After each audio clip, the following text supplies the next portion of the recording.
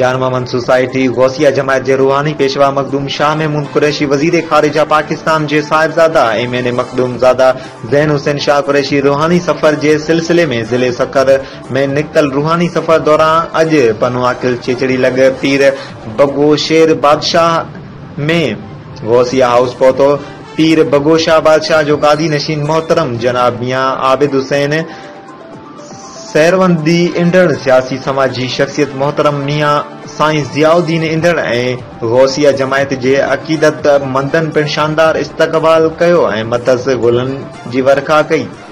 मखदूमजादा ज़ैन हुसैन कुरैशी जे आखिर में गौसिया जमायत जे अकीदत मंदन ऐं मुल्क पाकिस्तान जे अमन सलामती ऐं खुशहाली लाइ इज्तमाही दुआ पिण घुरी वई।